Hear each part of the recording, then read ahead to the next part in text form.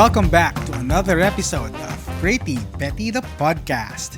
Once again, this is your Tito Alvin, and in this podcast, pag-uusapan natin ang mga trending issues, hottest topics, and everything pretty and petty.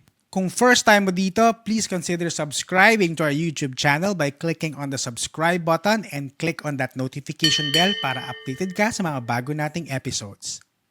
Huwag niyo na rin kalimutan to follow our Spotify page by going back to the main page of this podcast and then pakiclick yung follow button dyan.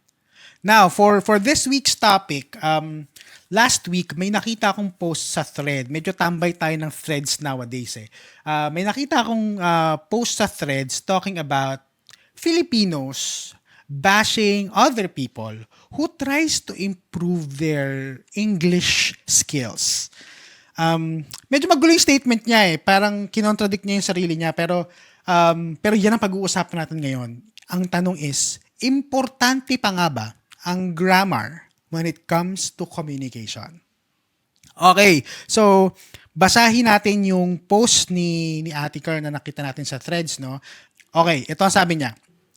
This is one of our toxic traits as Filipinos, na binabash yung mga nagtatry to better themselves in speaking the English language. Mostly yun ang babash has never even been to an English-speaking country like UK, Australia, or US. Kasi if you do, you'll see that accent, grammar, intonation, etc. isn't as important as you think it is, as long as you can communicate your thoughts. Hindi po basihan ang kagalingan magsalita ng English ang taas ng IQ ng isang tao. Yan. Tapos meron pa siyang isang reply dun sa isang comment eh. Ito yung ni-reply niya. I work for a Fortune 500 company as an IT engineer and I've never heard anyone saying proper grammar or intonation is required, but professional communication is.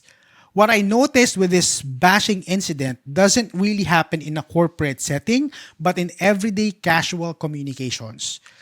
I've never had a German call me out on my grammar when I was in Germany, nor a French when I was in France, nor a Dutch when I was in Netherlands. I only observed it sa Pinas, mostly mga nasa BPO. O ayan, medyo natama niya ng konti yung yung ego ko kasi binanggit niya yung BPO kasi diyan tayo galing na. Pero yan, ano sa palagay niyo mga pretty people? May point ba si Ate Ker that grammar is not that important nowadays? Hindi na ba ganun ka-importante ang may perfect grammar ngayon? Tapasin ko lang din, no? And I don't know if you agree. Pero medyo flex tong si ate mo ng medyo light. Kesyo nag-work siya sa isang Fortune 500 country, na kesyo nakapunta na siya ng Germany, nakapunta na siya ng France, ng Netherlands, or kung saan man. Personally, I don't think that those information is needed to make her point across. Medyo iki lang yung dating sa akin kasi may pa-brag pa ng konti just to make a point. Anyway, balik tayo. Sa tingin nyo, mga pretty people, ang grammar ba ay importante pa din? Okay, intonation, sama na natin dyan, accent, and pronunciation. Are those things still important in your day-to-day communication? Ayan. So, medyo maraming layers ang topic na to kasi in my opinion, walang one size fits all answer pagdating sa grammar para sagutin yung tanong na to. Unang-una, yung grammar, intonation, accent, and pronunciation, iba't ibang bagay yan. May iba't ibang rules ang mga yan. May separate rule for grammar, may separate rule for pronunciation, separate rules for intonation and accent. Okay? So, hindi mahirap sagutin siya ng isang sagot lang for everything. Okay? May iba't ibang layers yan. Also, you may have the perfect grammar, pero you have the wrong intonation. O kaya naman, you have the correct pronunciation, pero hindi ka ganong maintindihan because you have this very thick accent. Alam mo yun, Andyan din yung grammar when used in the corporate setting and grammar used in a normal, casual conversation. Again, para sa akin, walang absolute na sagot, no? Sa tanong na kung importante ba ang grammar o hindi. In my opinion, sisimplihan ko na lang, when it comes to the corporate setting, no, business setting, grammar is very important. Hindi pwedeng magko-compose ka ng email na isesend mo sa boss mo or isang email na isesend mo sa client mo, kunyari business proposal, isesend mo sa client mo, no? Tapos mali-mali yung grammar mo. 'Di ba? Feeling ko hindi na kailangang pag-isipan yan, dapat 100% grammatically correct ka. Hindi ka pwedeng magbida-bida sa office meeting nyo, tapos panayasabi mo lang, did you went there? O kaya, did you saw it? Proud ka pa, no? Did you saw it? Ay, did you saw my email? Patay tayo dyan. Okay. Correct grammar in a corporate setting implies not just intelligence, but also confidence. Okay? Confidence that you know what you're doing and then you know what you are talking about. Okay, hindi lang basta IQ lang ang nire-reflect ng good grammar. Confidence din 'yan. That is the same case pagdating naman sa intonation, pronunciation, and accent. If you use the proper intonation, the correct pronunciation, and the right accent, it doesn't necessarily mean na nagbibida-bida ka or nagdudunong-dunungan ka in front of other people. It means that you're just confident in what you are saying and that you are comfortable making your point across using the English language. Okay? Tama naman yung point ni Ate Car na pag meron tao nagtatry na maging mas maayos ang kanilang English proficiency, wag nating i-bash. No? Minsan pinagtatawanan din natin kasi, nagtatry mag-English, wala naman sa lugar. Hayaan nyo sila kasi nagpa-practice sila eh. Might as well, gayahin na lang din, di ba? Pero Tito Alvin, hindi ba mas importante naman na mai-communicate mo yung gusto mong sabihin kahit mali-mali ang grammar mo? No? It's the thought that counts. No? Well, yes. By the end of the day, ang importante is masabi mo yung gusto mong masabi and ma-communicate mo yung gusto mong i-communicate. Make your point across. Pero, would you think that it would be better if you can make your point across using the correct grammar, using the correct pronunciation and intonation? Hindi ba mas maganda yung ganon? Corporate setting pa rin na pinag-uusapan natin dito ha, hindi pa yung casual setting. Corporate setting ang pinag-uusapan natin. Minsan kasi, well, hindi naman all the time, no? Minsan, incorrect grammar may cause confusion, which may result to additional questions and clarification. For example, nagkamali ka ng grammar sa in-email mong ganito. Hindi masyadong naintindihan nung kausap mo kasi wrong choice of word, wrong sentence construction. So ngayon, magre-reply sila sa'yo, can you please clarify this? So, the point that the other person needs clarification, it means that there is time wasted. Sayang yung oras sa pag-clarify. When in fact, kung dapat simula pa lang, tama na yung grammar mo, tama na yung pinagsasabi mo, yung sentence construction mo, wala nang need for clarification, therefore saving you time. Sa case naman ng mga BPO, okay, since dyan naman tayo galing, no, medyo nag-iba na kasi yung culture. Then, yung culture before and culture now pagdating sa English language. When I was starting way back 2005, patay, na-date tayo. When I was starting way back 2005, during that time, medyo big deal ang grammar. Kung nag-a-apply ka sa isang BPO, dapat interview pa lang, meron ka nung basics ng grammar. Dapat hindi ganun kadami yung grammar lapses mo. Simula pa lang, dapat tama ka na. Kasi kung hindi ka matatanggap. Alam niyan yung mga pioneers sa call center, no, sa BPO. Alam niyan ng mga ini-interview before. Kapag mali-maling grammar mo, hindi ka tatanggapin sa call center. Tapos, once ma-hire ka, usually, yung first week ng training, hindi pa yan product training. The first week is allotted for language training. Di ba?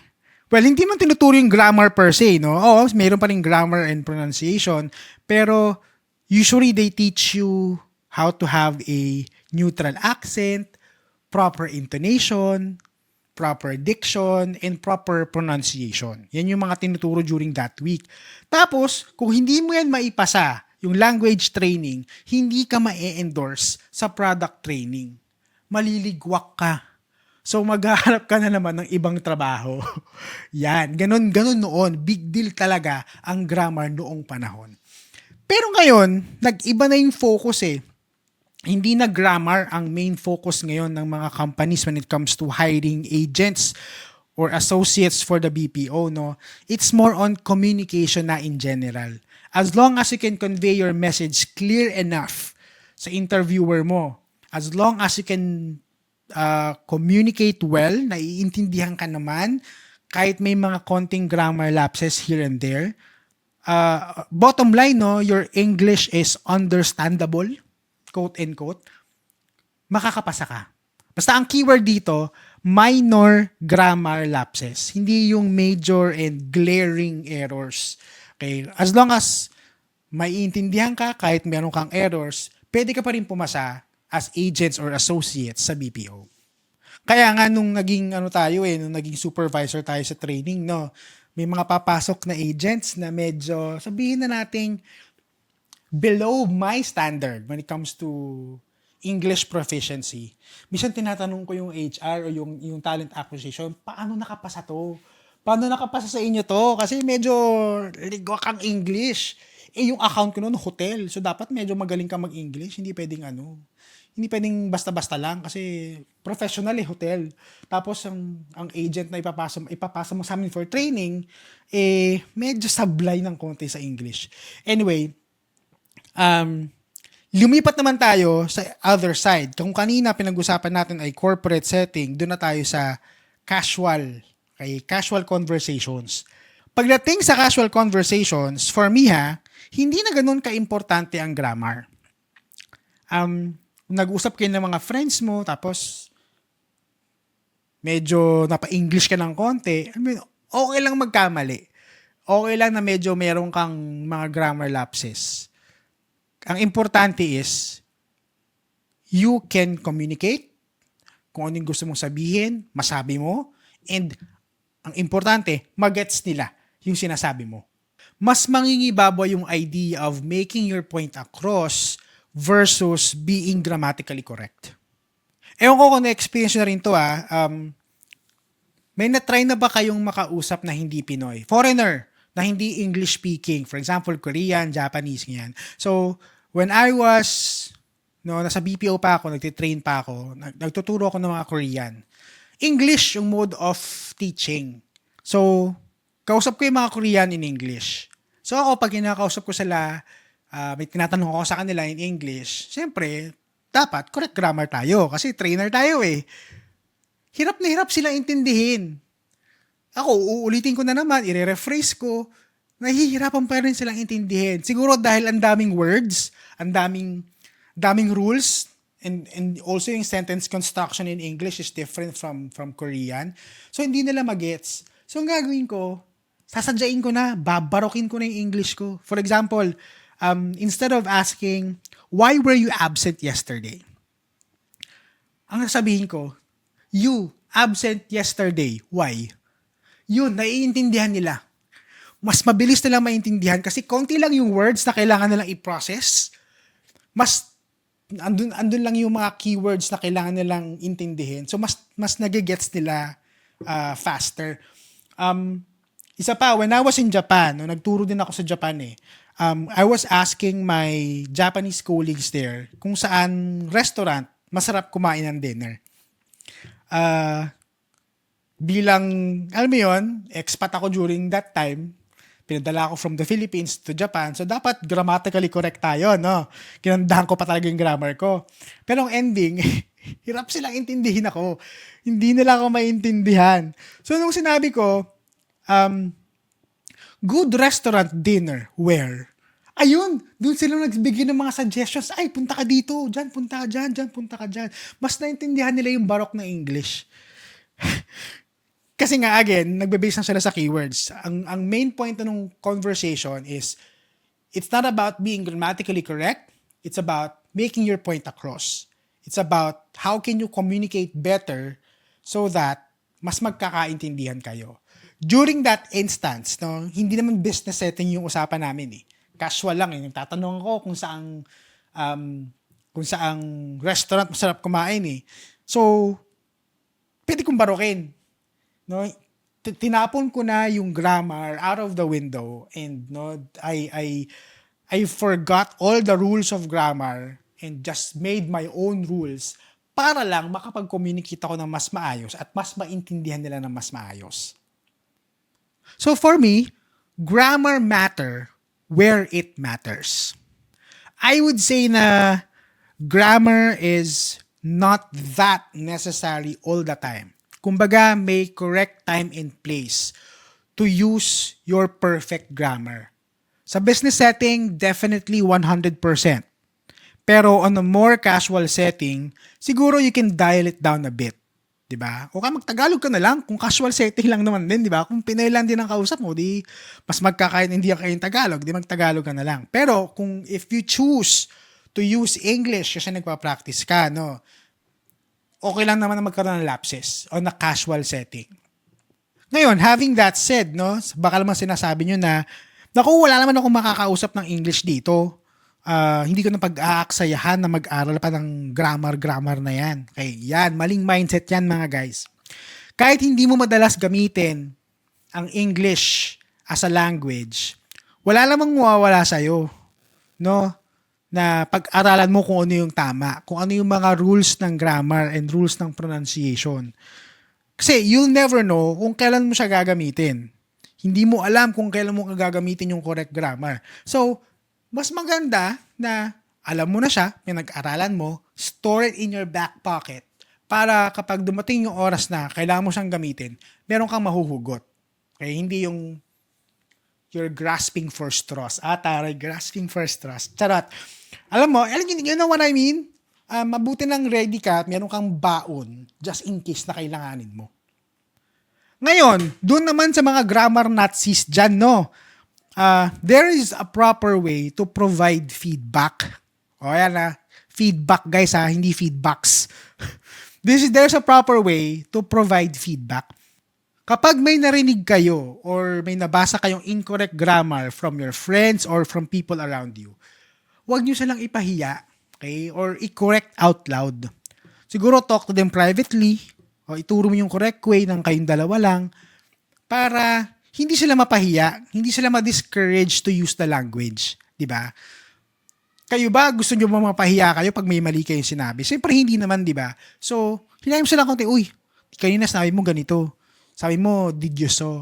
Dapat pag ganon, did you see? Kasi ginamit mo did. So, dapat yung past tense, yung verb mo, hindi siya past tense. Okay? Ganyan. So, kayo na lang. Also, nag-agree naman ako sa sinabi ni Ate Girl do sa post niya na hindi sukatan ng IQ ang kagalingan mo sa English. Okay, hindi porket Englishera ka, mai-intimidate na sa'yo ang mga tao. Hindi porket Englishera ka, ma-overwhelm sa'yo ang mga tao. Hindi ganun. No?